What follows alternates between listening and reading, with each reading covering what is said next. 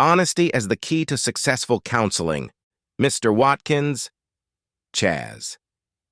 I don't believe this is really what you want to do. I raised my eyebrows. And why is that, Doc? Well, I know it's natural to want revenge, but I also know it's a dangerous reaction that I guarantee will backfire on you. I slowly turned my head to the right to look at Amy, who had her head down and seemed to be trying her best to appear insignificant to the current discussion.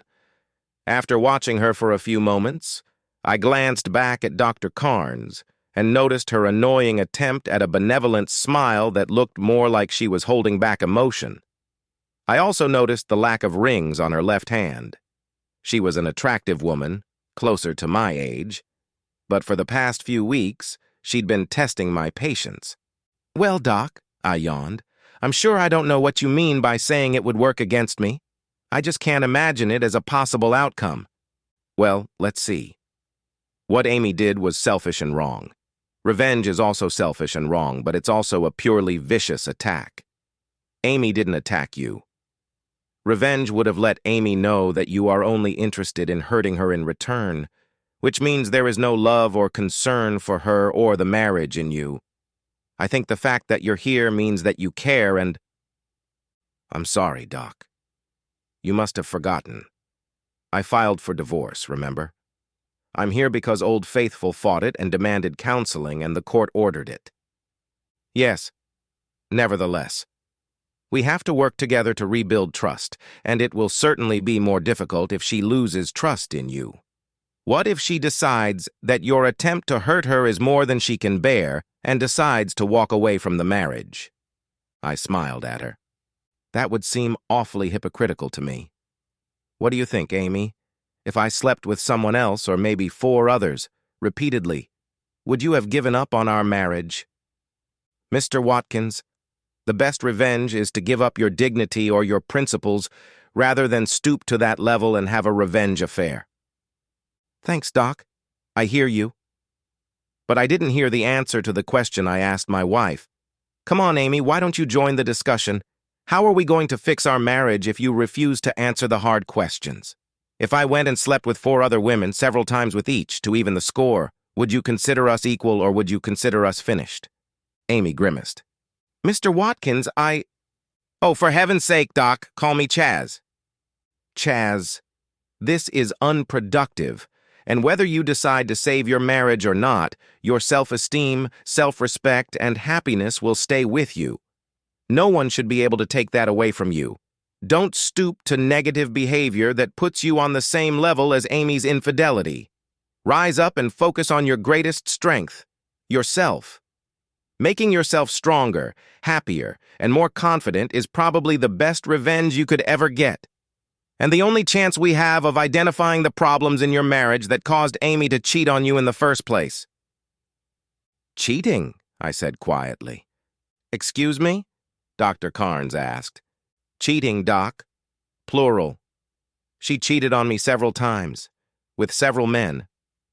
But now, if you don't mind, I'd like to change the topic of discussion a bit. Dr. Carnes nodded.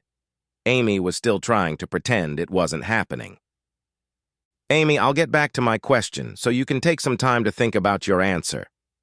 I looked back at the good doctor and figured that if she didn't fart soon, she would spontaneously combust. So, Doc, you just said I need to stay on top of things, stay positive and motivated so we can figure out what caused Amy to cheat. We need to determine what's wrong in our marriage that caused her to cheat on me repeatedly, right? That's right, Chaz. Once we identify those causes, we can address them from a positive perspective and begin the process of healing and rebuilding your relationship. So you're saying it's my fault she's a cheater? That kind of language is counterproductive, Chaz. And yes, to some extent it is your fault. Women in happy, fulfilling relationships just don't fornicate. I threw my best incredulous look at her, which she ignored. It takes 2 people to make a marriage strong, and for neither partner to stray. If we can identify these issues, we can deal with them and have a better chance of ensuring fidelity, trust, and harmony. I was caught off guard for a moment thinking this over and finally said quietly, I call bullshit and machinations. I beg your pardon? The embarrassed doctor asked. Shenanigans, Doc, an insidious trick used specifically for a hidden agenda. I know what the word means, Chaz. I just don't understand why you think there are any machinations going on here. Uh-huh. First of all, my unfaithful wife, who claims she wants to fix our marriage, a marriage she broke up, refuses to participate in this discussion. There are two people working on this marriage, but she's not one of them. And secondly, you think it's appropriate to hold me responsible for her promiscuous behavior. Mr. Watkins! Shut up, Doc. It's my money, and I'll have my say. If there were problems in our marriage, the appropriate response from my loving wife would be to tell me about them so we can work on them. Don't you agree? She nodded, looking a little embarrassed. So if she decided to take a proactive, healthy approach and discuss with me her problems and her desire to address those issues in our marriage, and I ignored her or refused to acknowledge the problems, then I would be guilty and responsible for my contribution to the continuing problems in our marriage. Sure, but... And if that was the case, then her response was to either accept it or not and decide if she wanted to leave the relationship or keep trying to fix it. She didn't. As far as I know, she wasn't unhappy. I'm no saint. But she never talked to me about dissatisfaction with any aspect of our marriage that would justify her torpedoing the marriage. No, Doc. If she was unhappy or dissatisfied with our marriage, then her actions completely absolved me of that responsibility. It was her own fault, and your attempts to shift the blame onto me are machinations, and I will not accept them. Chas, if you can't accept your part of the responsibility, I guarantee your marriage will not survive this. I slowly stretched in my chair, then stood up and headed for the door. I think we're done here. Dr. Karnas, if you want to continue to help us, leave me a message before our next session explaining why I should bother. Our life together up to this point had been unremarkable, ordinary. Amy and I had been married for 20 years. We met in college our freshman year, but didn't start dating right away because at the time we met, we were both in serious relationships with others. However, during our freshman year, we ran into each other at a party and discovered that neither of us were in serious relationships, and we quickly started dating. After a few months of dating, I wanted to become exclusive, but Amy declined. I looked at her, thanked her for the past few months, and wished her a happy life. She was confused. Chaz, wait. What's going on? Are you telling me that if I give up my exclusive relationship, it's over between us? Yes, Amy, that's exactly what I'm saying. I'm looking for a long-term partner, not a girlfriend for love that I have to share. If it's not you, then I want to be free and look for others to find what I'm looking for. But you're free to date others, Chaz. I don't see why we have to stop dating just so you can date others. We have fun together and the love we have is great. I've dated a few guys and I still want to spend time with you. You're free to do the same, and if you find someone special that you want to get serious with, I won't stand in your way. I thought I already found her, Amy. I'm sorry I wasted your time and mine. Goodbye. I didn't see Amy again after that and spent the rest of junior high dating others. Occasionally we ran into each other at parties, but I never talked to her, much less called her. By my senior year, I was dating a beautiful Asian girl and was already seriously considering marriage when she told me that she had been accepted to a graduate program abroad and would be leaving a week after graduation. She was so excited that I couldn't bring myself to tell her how I felt, swallowed my wounded pride, and helped her celebrate. Gradually, I began to distance myself from her, but she didn't seem to notice, or, to be completely honest with myself, she didn't care. And a week after graduation, she left. I still get occasional letters from her, but that was the end of the affair. After graduation, I got a job at a large software firm and started my career. I was making great money, and after 2 years, I was offered to join the sales team. I started in the development department, but they quickly discovered that I was one of the few developers they could trust to work with clients, and I quickly became an implementation project manager and pre-sales assistant for our account managers who needed technical yet personal help. Eventually, the VP of sales decided that I would probably excel in sales, and she was right. In my first year in sales, I met 121% of quota, which allowed me to generate some serious taxable income. I was happy in my job, owned a nice upscale apartment, drove a new car, and generally lived the life of a bachelor with no commitments. I dated, made love, and unhappy. I wanted a relationship, someone to share my success and life with. After 2 years of a successful sales job, I met Amy again by chance. She was working as a junior purchasing agent for the company I was presenting to and was part of the team evaluating our solution and proposal. Long story short, we started dating, and it seems this time Amy was ready for a commitment and demanded an exclusive relationship. She seemed to have changed, and the chemistry was still there, so I agreed, and 18 months later we were married. 2 years later, Amy gave birth to our son Peter, but unfortunately she was told that another child was unwanted. We were devastated, but were happy that at least we had Pete, and decided to move on with our lives. I had a vasectomy and we moved on, cherishing our marriage, each other, our son, and our careers. After Pete left for college, Amy and I began to have some friction. She was a bit verbose with me and seemed inclined to be where I wasn't. Our once boisterous life dwindled to almost nothing, and I began to wonder about Amy. She worked hard and was not at all affectionate with me. I never ignored problems, and so I hired a private investigator to find out what was going on. What was going on brought us to this moment. Mr. Watkins, this is Dr. Carnes. I think I understand your frustration after our last session, and I want to assure you that I am here to help you and Amy, and I really don't hold you responsible for her decisions and actions. I believe that there must have been cracks in your marriage, but I recognize that you are right when you say that how Amy chose to handle this is our primary concern. Please understand that I want you both to be stronger when this is over. I want you to heal from the pain she has caused you, and I want me to help you both cope with your new reality, whatever it may be. Please don't give up on me or Amy or your marriage. I sincerely hope to see you tomorrow for our session.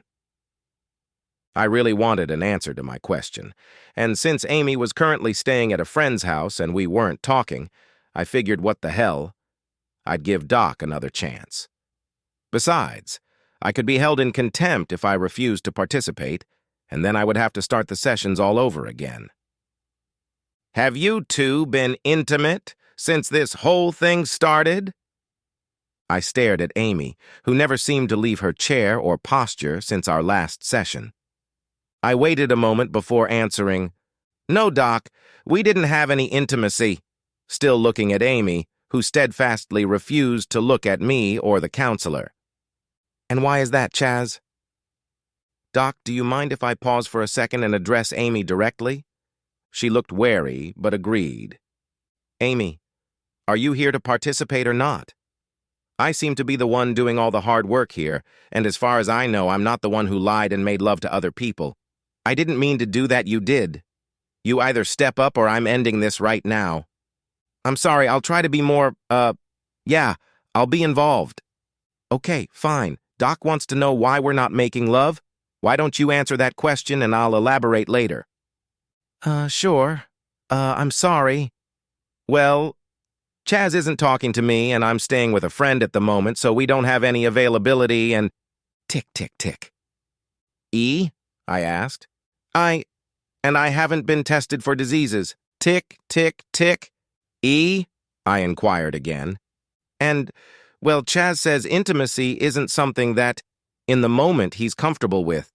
That's not exactly what I said, but it's certainly less colorful. "Doc, do you have any idea how many times over the years I've had the opportunity to make love out of wedlock?" "Well, no. How could I? But I can assume you've had more than enough opportunities. You're a very attractive, fit, successful man, so I can assume there have been plenty of such opportunities." I winked at her, and she blushed slightly. Damn right. And they continue to be, plentiful. I got a problem here, Doc. You see, putting aside Amy's utter dishonesty and selfishness and what that has done to my love and attraction to her, I can't be intimate with her for 3 reasons. First, in no way do I want to be perceived as agreeing with her behavior. If I were to become intimate with her before we authorized our marriage, I would feel like I was accepting her infidelity, which I am not. Second, I refuse to jeopardize my health.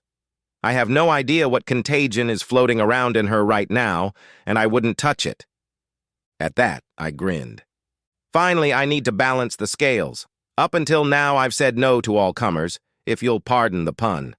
I believed in the vows we made, respected and loved my wife enough to not want to hurt her, jeopardize her health or our relationship. But now it seems she has taken the opportunity to experience 5 different men, several times each, and for me to feel the scales are balanced, I need to have the same opportunity to see what other women have to offer me. This isn't about revenge, Doc. That's just a happy byproduct. No, this is about equality, fairness, and balance. Wouldn't you say those are important factors in fixing our marriage? Amy trembled, and Dr. Carnes chewed the inside of her cheek, mulling over her answer. 5, she whispered. I was beginning to grow impatient with this couple. Doc, how many more sessions have the court ordered for us? She looked at me quickly, contemplating a change of subject. Well, let's see. The court ordered 4 more sessions, Chaz. Okay. Let me ask you. Do you think we can fix anything enough to make me consider withdrawing my petition for divorce within the next 4 sessions? Amy sighed. I turned to look at her. Amy, I'm going to be as honest with you as I can be.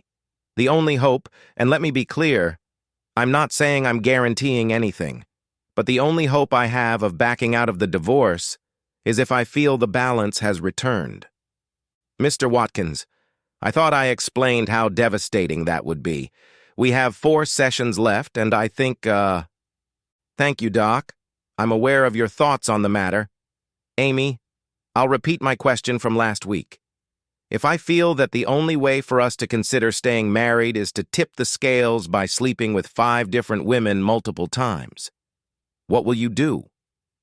Will you feel you can no longer stay married to me and let the divorce take place, or will you accept it? No answer, just sobs. After a few awkward moments, I tuned in to Dr. Carnes. When we first came into this office a few sessions ago, Dr. Carnes, what did you think was the most important thing for successful counseling? Honesty. You both have to be completely honest with me and with each other if we're going to accomplish anything.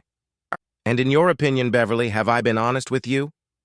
Her eyes widened a little at the fact that I called her by name. And yes, I can say that I feel you've been completely honest with me, Chaz. Thank you. And can you say you feel the same way about Old Faithful? She looked thoughtfully at Amy, who looked a little less comfortable. Honestly, I don't think I can answer that question. Amy, you didn't talk much during these sessions, and as I reflect on it, I have to wonder. Yeah, me too. Would it surprise you to learn that Amy's still cheating, Beverly? That the friend she's staying with is her new lover?